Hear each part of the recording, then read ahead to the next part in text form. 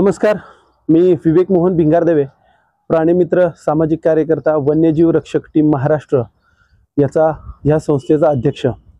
सर्वप्रथम इथं आलेल्या सर्व पत्रकारांचे मनपूर्वक आभार आणि त्यांचे स्वागत। विट्याचे काही गोष्टींवरती मी थोडंसं बोलू इच्छितो। बघायला गेलं तर विट्याची खूप जे ऐतिहासिक जो विट्याचा वारसा जो आहे तो खूप मोठा आहे।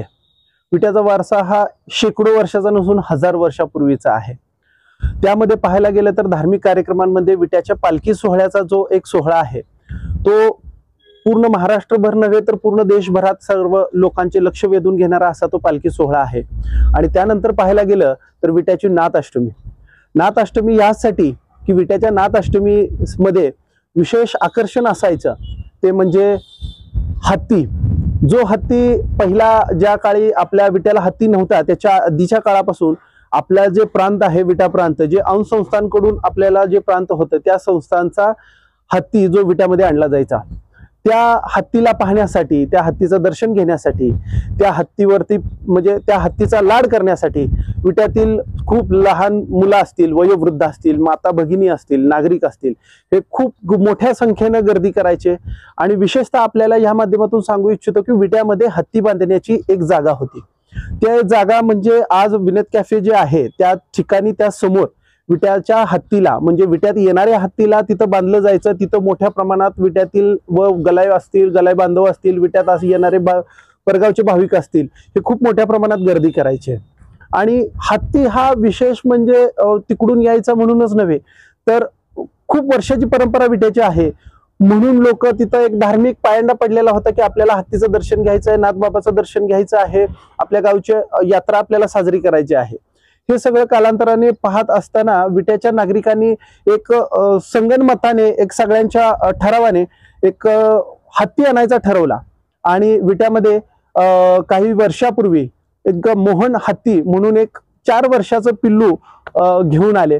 आणि म्हणजे आपण इतक्या वर्षांचा हत्ती घेऊन येतोय, आपण त्याचा लाड करतोय, मग आपल्या गावचा हत्ती असावा असा ठराव करून आपण एक मोहन हत्ती म्हणून आपण एक हत्ती विट्याच्या मालकीचा, विट्याच्या नाथबाबाचा हत्ती असावा म्हणून आपण तो हत्ती विट्याच्या नागरिकांनी विकत घेतला।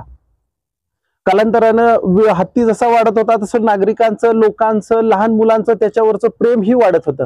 म्हणजे आपण आपल्या लहान मुलाला जसं सांभाळतो, आपल्या लहान बाळाला जसं वेळोवेळी आपण सांभाळतो, तसे विट्याचे नागरिक त्याच्यावरती प्रेम करत होते।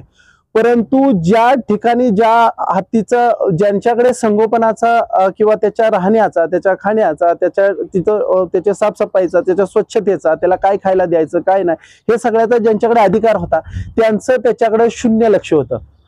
ते शून्य लक्ष ह्यासाठी की मोहन हत्तीला माझ्या माहितीनुसार फूड पॉइझनिंग झालं असं कारण पीएम मध्ये देऊन त्याचं म्हणजे तो ज्यावेळी वारला, ज्यावेळी त्याचं पोस्टमार्टम करण्यात आलं त्यावेळी सांगितलं की त्याला फूड पॉइझन म्हणजे त्याचं योग्य न खाणं दिल्यामुळे त्याला पोटामध्ये पचन न झाल्यामुळे त्याचा मृत्यू झाला।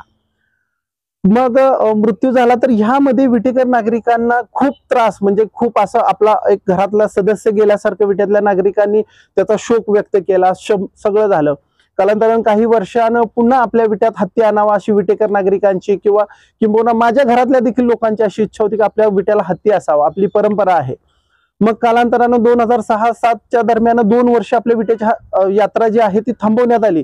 नागरिकांना विनंती करण्यात आली, नागरिकांकडून विट्याच्या सर्व नागरिकांकडून वर्गणी गोळा करून 2 वर्ष यात्रा थांबवून, यात्रेचे विविध कार्यक्रम थांबवून आपण गणेश म्हणून हत्ती आणला।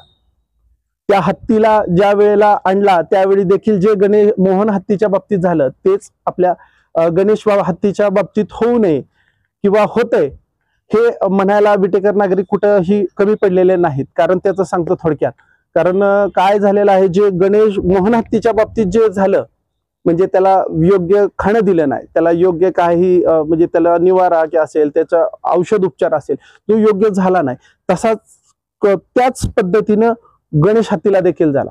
जे मोहन हत्तीच्या बाबतीत झालं ते आपल्या गणेश हत्तीच्या बाबतीत होऊ नये म्हणून लॉकडाऊन नंतर किंवा लॉकडाऊन मध्ये स्वतः मी असेल, माझी टीम असेल, आम्ही स्वतः महाताला जाऊन सांगत होतो की हत्ती तुम्ही फिरवा। 7 महिने असेल गणेश हत्तीला त्याच्या जाग्यावरून सोडलेला नव्हता।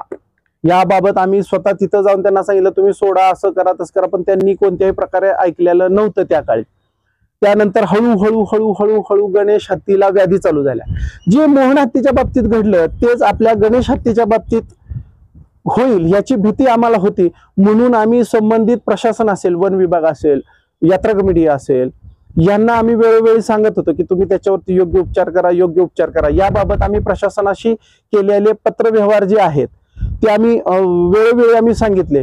परंतु जे आम्ही सांगत होतो हे यात्रा कमिटीला कोणत्याही प्रकारे समजलं नाही, किंवा त्यांनी जसं दुर्लक्ष करायचं किंवा त्यांचा कुठला आर्थिक सोर्स त्यातून साधायचा तो ते साधतच होते. कारण सांगतो, कारण हत्तीला छोट्या छोट्या जखमा व्हायला सुरुवात झाली होती. हत्तीच्या उजव्या साईडला त्याच्या पोटाच्या जवळ जखम झाली, दुसऱ्या डाव्या साईडलाही तशीच जखम झाली, पूर्ण पायावरती जखमा झाल्या, डोळ्याच्या खाली जखमा झाल्या. म्हणजे आम्ही स्वतः एवढं भांडतोय, आम्ही सगळं वन विभाग असेल किंवा यात्रा कमिटी असेल तिथं आम्ही जाऊन सांगतोय की त्याला उपचार द्या, उपचार द्या, उपचार द्या. पण ज्या छोट्या छोट्या जखमा होत्या त्या 1.5 फुटाच्या जखमा झाल्या. एवढं होऊन देखील ह्यांना उपचार करण्यासाठी ह्यांची इच्छा होत नव्हती. आम्ही उपचार करतोय असं वन विभागाला ते सांगत होते, आमचा योग्य उपचार आहे. कोणतं म्हणजे ह्यांची राजकीय ताकद वापरून हे वन विभागाला सांगत होते की योग्य उपचार आहे, योग्य उपचार आहे, योग्य उपचार आहे. योग्य उपचार जर होत होते तर त्याच्या अंगाला जखमा काय येत होत्या. एक वेळ अशी आली की आम्ही त्यांना सांगितलं की आता आम्हाला त्या हत्तीवरती उपचार करण्यासाठी आम्हाला आंदोलन करण्याशिवाय पर्याय राहणार नाही, पर्याय उरणार नाही. त्यावेळी वन विभागाने असेल ते त्याचा निर्णय घेतला की त्याला उपचारासाठी पाठवा. आज गेली 2 वर्ष झाले गणेश हत्तीला उपचारासाठी हा राधेकृष्ण एलिफंट वेलफेअर ट्रस्टला पाठवण्यात आलेला आहे. आम्ही 2024 पासून म्हणजे आज जवळपास 1.5 वर्ष झाला आम्ही सर्व प्रशासनाला पत्रव्यवहार करतोय की गणेश हत्ती आपण उपचाराला पाठवलाय खरं, पण नक्की त्याचं झालंय काय याबाबत आम्हाला तुम्ही खुलासा करा. तो कसा आहे, त्याच्यावरती कितपत उपचार झालेला आहे, म्हणजे त्याची सुधारणा किती आहे. विटा यात्रा कमिटीने गणेश हत्तीला ज्या वेळेला उपचारासाठी पाठवण्यात आलं होतं, जेव्हा आम्ही प्रशासनावर दबाव आणला त्यावेळी त्यांनी निर्णय घेतला की त्याला पाठवा.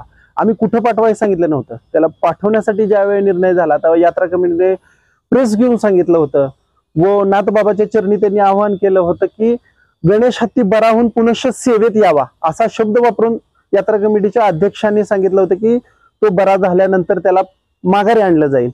आज गेली 2 वर्ष होत आले, जवळपास 2 वर्ष होत आलेत आपल्या गणेश हत्तीला आपल्यामधून तिकडे उपचारासाठी पाठवण्यात आलेला. आम्ही प्रशासनाला किंवा वन विभाग असेल, वनतारा प्रशासन असेल किंवा यात्रा कमिटी प्रशासन असेल यांना विनंती करत आहोत की आमच्या गणेश हत्तीला आपण गेली 2 वर्ष झालं उपचारासाठी पाठवलंय तर खरं, पण त्याची खुशाली काय आहे, त्याची खुशाली कितपत आहे ही आम्हाला आपण उघडी पुढे येऊन सांगावं. ही माझी सर्व जबाबदार प्रशासनाला म्हणजे तिन्ही प्रशासन असतील, म्हणजे यात्रा कमिटी असेल, वन विभाग असेल किंवा वनतारा प्रशासन असेल, यांनी त्याची खुशाली आम्हाला तात्काळ कळवावी. अन्यथा आम्हाला आंदोलन तीव्र करण्याशिवाय पर्याय राहणार नाही. आता अशी वेळ आलेली आहे की आम्हाला काही गोष्टींकडून असं कळतंय, काही लोकांकडून असं कळतंय की हत्ती आपला हा मरण पावलेला आहे. त्याचं कारणच की आता त्याचे तुम्ही वनतारा कोणत्याही प्रकारचा त्याचा व्हिडिओ टाकत नाही त्यांच्या मीडियावरती. आम्ही केलेल्या पत्रव्यवहारांना उत्तर देत नाही. वन विभाग सांगते की या बाबतीत आमच्याकडे कोणत्याही प्रकारचं माहिती नाही, आम्ही फक्त ट्रान्झिट पास दिलेला आहे. आज सर्व विटेकरांना माझी हात जोडून व कळकळीची विनंती आहे, आता ती वेळ आलेली आहे विटेकरांना एकजूट होण्याची, आपल्या सदस्यासाठी व त्याला मिळवून न्याय देण्यासाठी, सर्वांनी एकत्र येण्यासाठी. मी आपल्या या पत्रकार परिषदेच्या किंवा पत्रकारांच्या समक्ष आपल्या विटेकरांच्या वतीने विनंती करतोय की सोमवार दिनांक 11 ऑगस्ट रोजी सकाळी ठीक 10 वाजता मी विटा तहसील कार्यालयाच्या बाहेर आंदोलनासाठी बसत आहे. सर्व विटेकरांनी आपल्या गणेश हत्तीसाठी, आपल्या लाडक्या गणेश हत्तीसाठी सर्वांनी तिथं एकवटायचं आहे आणि आपल्या गणेशचं काय झालं हा जाब हा प्रशासनाला असेल, वन विभागाला असेल किंवा वनताराला असेल किंवा विट्यातील यात्रा कमिटीला असेल हा विचारायचा आहे. कारण गणेशचा जोपर्यंत तुम्ही आम्हाला खुलासा करत नाही, गणेशच्या बाबतीत झालेलं जे काय होतंय या बाबतीत तुम्ही आम्हाला अधिकृतरित्या खुलासा करत नाही, जर गणेश हत्ती जर जिवंत आहे तर गणेश हत्तीबाबतचे आत्ताचे पुरावे, व्हिडिओ असतील, त्याचे फोटो असतील आणि जिवंत असेल तर मी व माझ्यासोबत विटेकर आम्ही जिथं तो असेल तिथं आम्हाला जाऊन त्याला समक्ष बघण्याचा जो अधिकार आहे तो दिला पाहिजे. आणि जर त्याची डेथ झाली असेल किंवा तो मरण पावला असेल तर विट्याच्या नागरिकांना आपण समोर येऊन हे सांगणं तितकंच गरजेचं आहे. म्हणूनच मी 11 तारखेला आंदोलन करतोय. सर्व विटेकर बंधू भगिनी, सर्व लहान गोपाळ, सर्व वयोवृद्ध, सर्व स्तरातील सगळ्या स्तरातील लोकांना माझी कळकळीची विनंती आहे की आपण 11 तारखेला सकाळी ठीक 11 वाजता विटा तहसील कार्यालयाच्या बाहेर धरणे आंदोलनाला बसत आहोत. मी येतोय, तुम्हीही या. धन्यवाद.